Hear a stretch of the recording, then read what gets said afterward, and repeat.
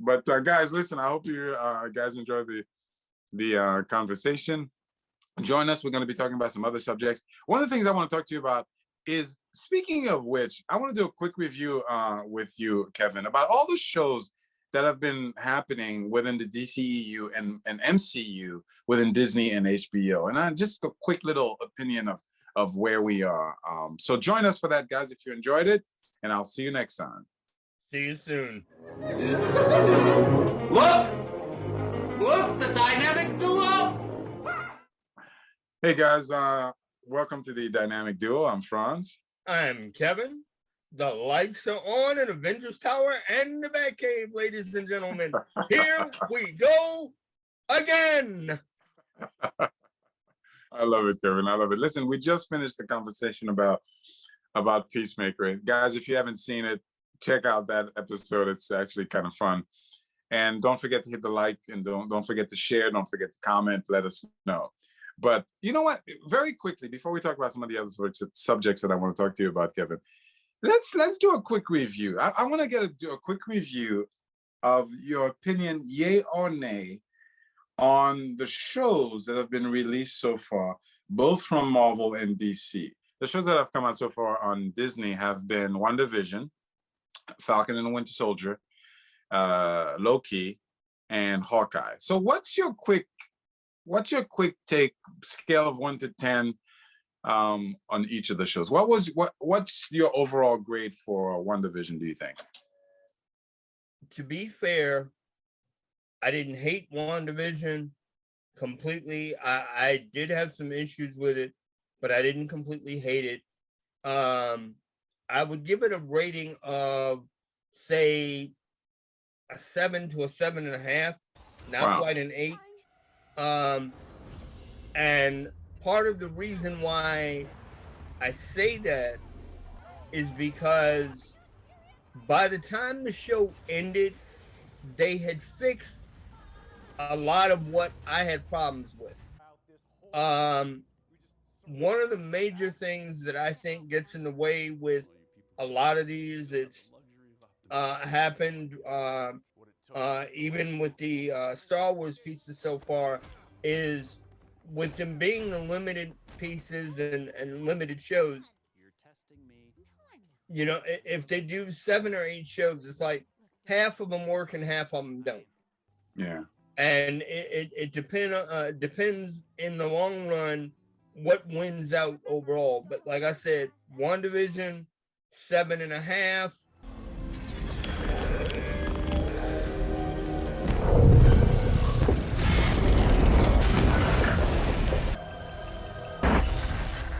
He really does want out, doesn't he? Whoa, Billy. The people need us!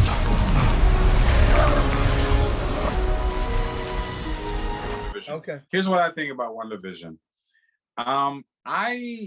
In hindsight, having watched other shows and having seen what can be delivered and what cannot be delivered, I am much harsher. I give it a 4, not even a 4.5. I give it a 4.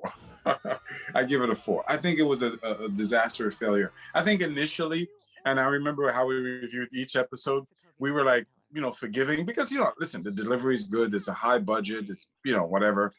And so we were like, yeah, okay, let's wait and see. Episodes 1, let's wait and see. Episodes 2, let's wait and see. Episodes 3, let's wait and see. But I'm not liking it. Episodes 4.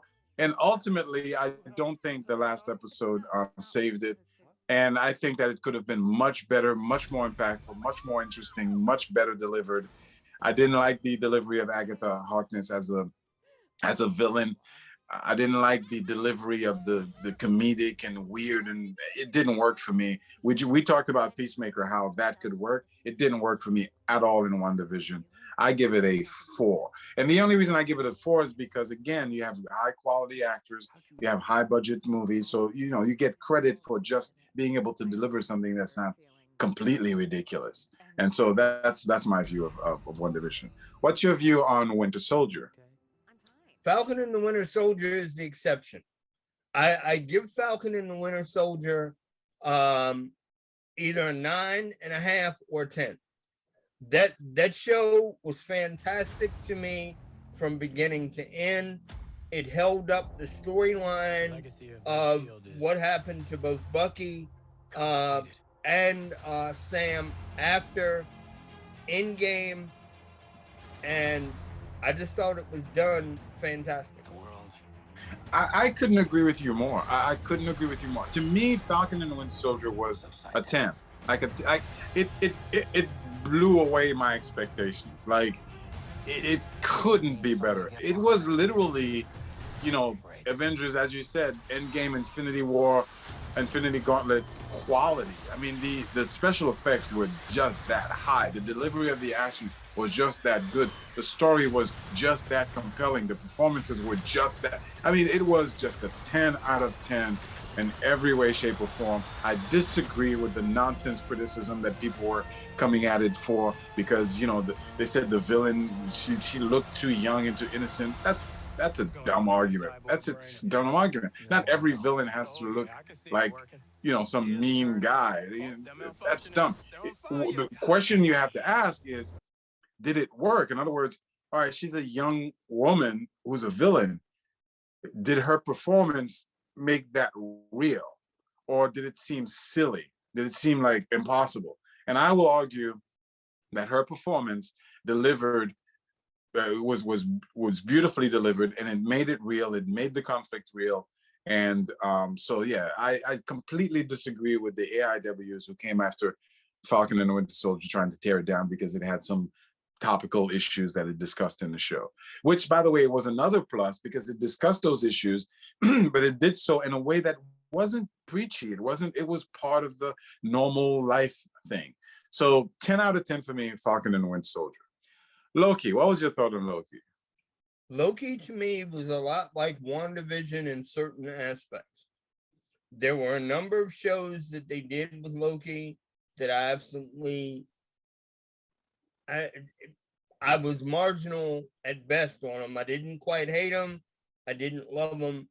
But at the same time, by the time Loki was finished, I love the back half of what they've done. I mentioned that to you, and let me say this much.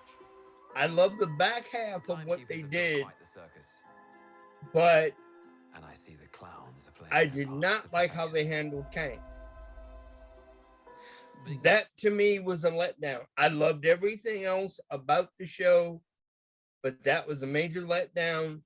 And to me, the way the character has been handled, and I know Loki has been given a season 2, they got to fix that. They've got to fix that. It for anybody, and I know Tom Hiddleston nails Loki for the way that they have done him. And I love him as an actor. I love his Loki portrayal. But if any of the second season is going to pick up from where they left off, they got to fix it. I couldn't agree with you more. Yet again, I couldn't agree with you more. I feel the exact same way as I do about Loki as I do about WandaVision. What that means is that I'm a little bit harsher on Loki than you are. Meaning, given what I've seen, given that I've watched Mandalorian, given that I've watched Falcon and the Winter Soldier, it was the same type of thing. Loki, first episode, hey, wow, this, okay, I see potential here. Second episode, wow, I love the performances. Henderson was great, but ultimately, I don't think it paid off. I don't think it paid off the way that I wanted it to pay off. And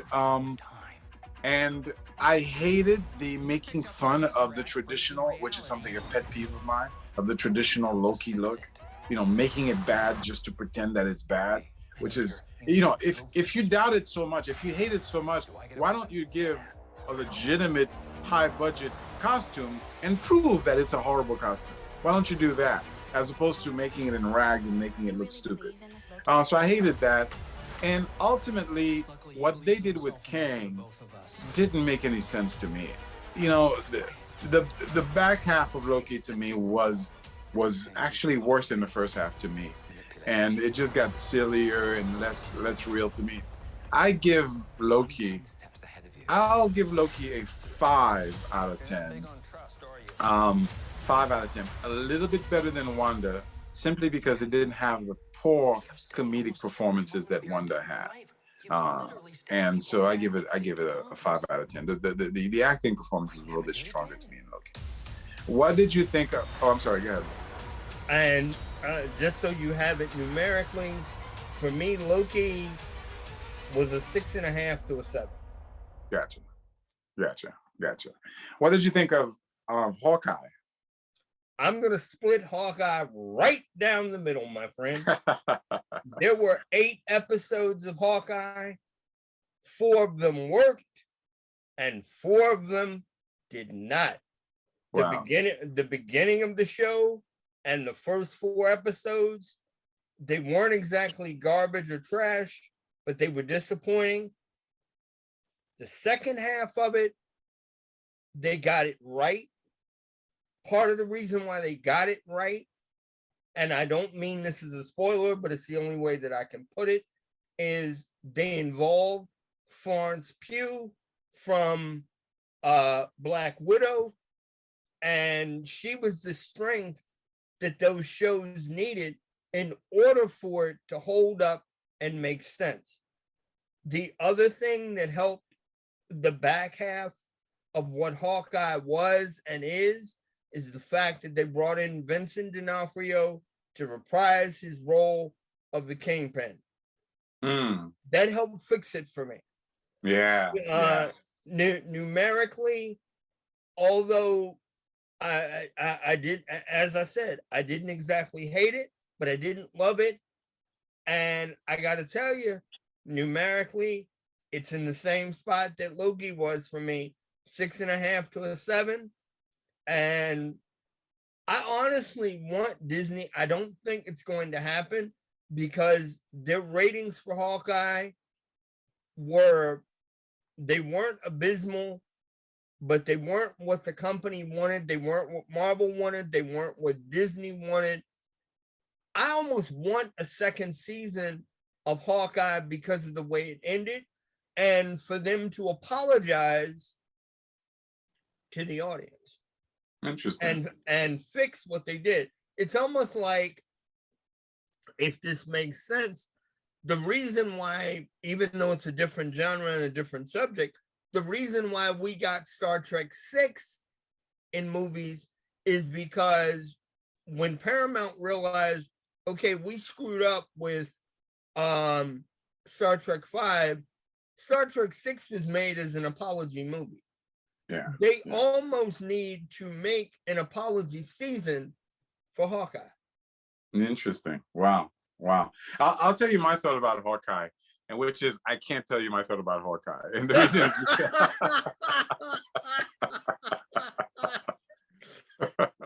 and the reason is because I haven't watched Hawkeye. I watched the first episode. I didn't hate it. I didn't, I thought it was good. I thought it was all right, but it didn't compel me to watch the second and third and the fourth and five. It didn't compel me to do that. I don't have any problem with it. I don't have any criticism with it. I thought it was actually, first episode wise, better than WandaVision and Loki first episodes, but it just didn't draw me. And I think part of the reason it didn't draw me is because it's so far away from the superhero genre. Listen, I'm a superhero fan. I love every other movie, every other genre movie. But if I'm watching Hawkeye and superheroes, I'm watching it for the superhero aspect. And when shows don't have that superhero-ness in them, it's less appealing to me.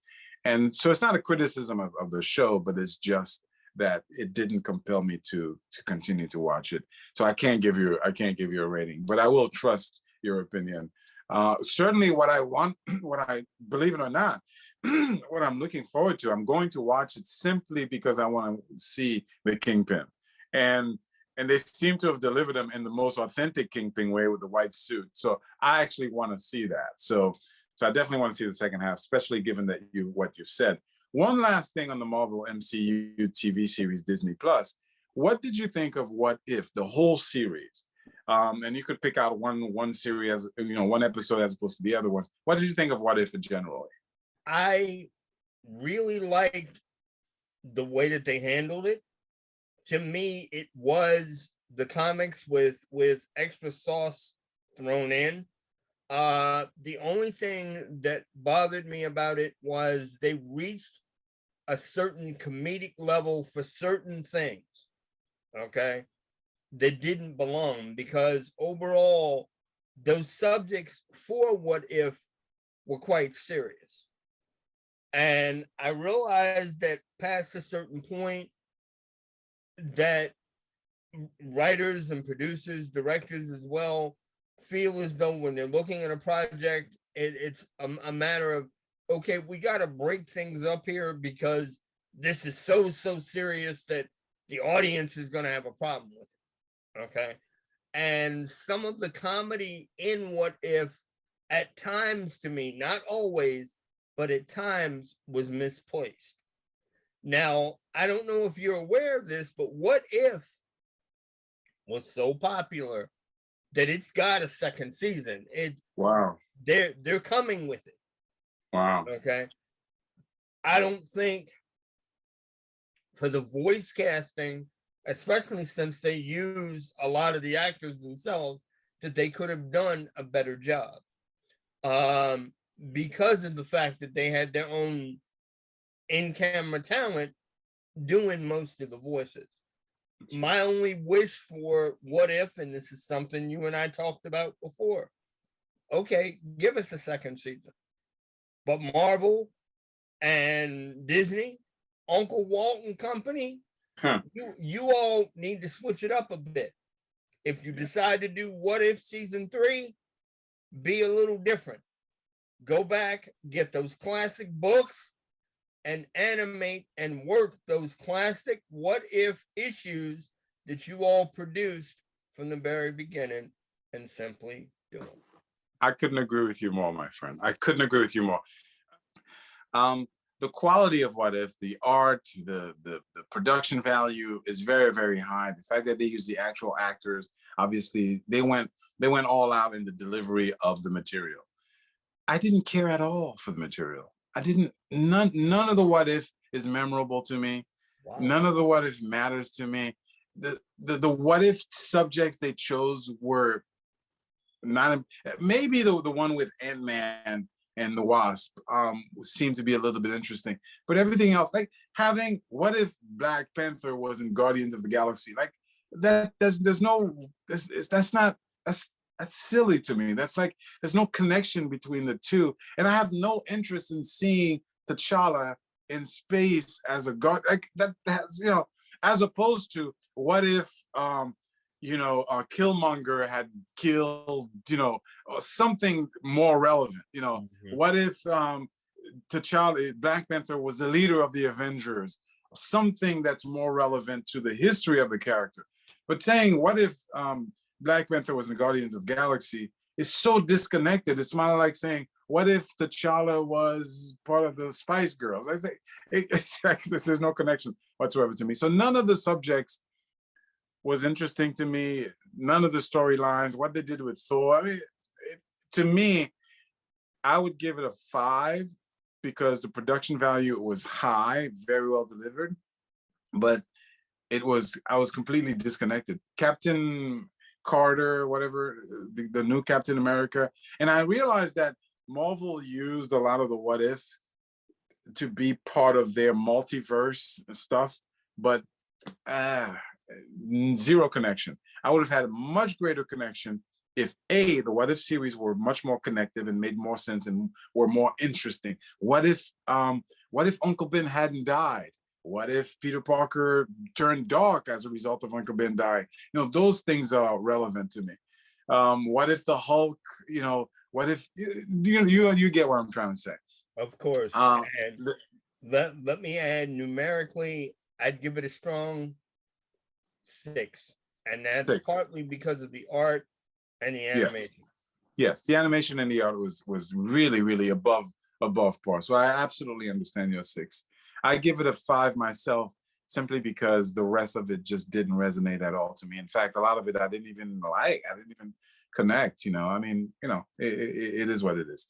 So those are our reviews for the MCU. I guess for this for HBO Max, the only series that came out has been Peacemaker. Is that correct? Yes, Which we yes, that's the case.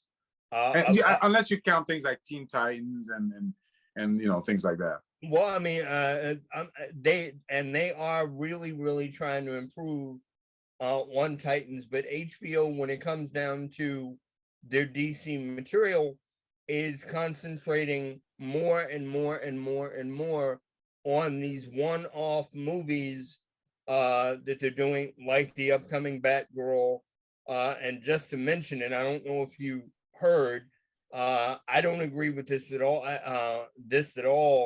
As a concept, and I don't think it's going to work as a movie. But it's being done. They're doing a Wonder Twins film of all things. Oh dear And Lord, no way. I think that is real. I'm sorry, DC. I love you guys. Oh, This no to me way. is really stupid.